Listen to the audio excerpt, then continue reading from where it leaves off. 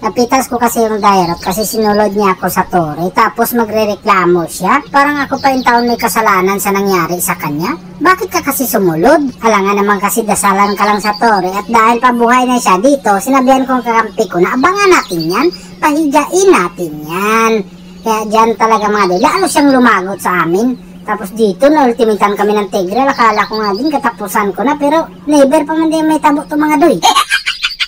Tapos nakita ko yung panini dito, naglupad-lupad na. Alam na, baka mawitikan tayo. Kaya ang ginawa ko dito mga doy, nilinlang ko siya. Nagtetuyok din taon ako sa bato. Tapos sabay alis na parang walang nating may tabo. Kahit nandyan pa yung Tigreal na yan. Wala talaga yung may mo pag bumakyard ako.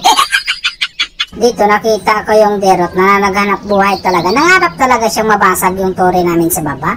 At dahil marami kami mga doy, nagtipi-tipi na lang ako. Kaya lang nakadali man siya. Kaya tumabang na rin talaga yung taon ako doon. Tapos ito na mga doy, lagot na talaga yung taon siya.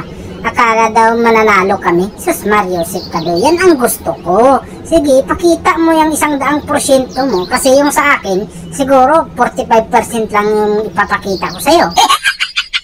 Split post lang talaga ginawa ko dito. Kasi siyempre naka-sprint tayo. Tapos nandito yung Dairot. Yan mga doy, sinadya ko lang talaga yan. Kasi 45% lang yung pinakita ko dun eh. Dadagdagan ko konti mga doy. Gawin kong 55.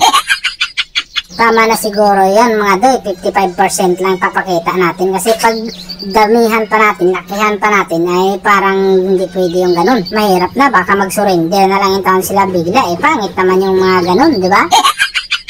Marunong naman din talaga sana yung Dairot. Kaya lang yung bunganga niya hindi ko talaga gusto mga doy. Sa totoo lang, nakakasira kasi ng kahimtang yan. Pag gigil na gigil ka ng mga doy, yan ang nangyari kay Dairot. Kasi kanina talaga, lamang na lamang talaga yan. Unstoppable diretso yan yung taon siya. Naka-snowball na yan, ice ball pala. Naka-ice ball talaga yan sa mga doy kasi 5-0 agad yan siya, early game pa lang. Unang pitas kasi niya, yung sinulod niya ako sa Tori. Ang taas kasi ng pangarap niya, kaya siguro dadasalan lang yung taon siya sa Tori. Tapos doon na nagsunod-sunod mga doy kasi inabangan na namin yan siya kasi gigil na gigil siya eh. Ay yung mga kakampi ko kaya nakakaintindi din sa mga pinagsasabi niya. Kaya ayun, hindi ko alam talaga, pinagtulungan talaga siya namin. Ito lang din talaga kinaibahan pag explain yung unggoy na to mga doy. Wag talaga kayong kumumpiyansa. Lalo dala-dala ko, sprint. Kita mo yung ginawa ng Tigreal doon. Nag-ultimate lang yung taon sa amin. Sayang naman yung ginawa niya. Dito, hindi ko muna talaga niliusob ng Dairot na yan. Inantay ko lang muna talaga yung saber. Sa pagkakataon na yan, sure ball na talaga yan mga doy. Doon tayo sa sure ball. Huwag tayong magyabang na kaya natin yan. Kahit alam naman natin kaya yan, pero huwag tayong magyabang. Kasi nakakasira ng relationship yan. Binunal-bunalan ko lang talaga yung Tigreal dito para lalapit din yung pani. Para yung pull-pull namin dun sa top mga doy. Sure ball na yun, naming kamot din talaga yung taon yun. Kaya masasabi ko lang talaga dito kay Dairot, asa manalo, bakit narinig ko yung victory?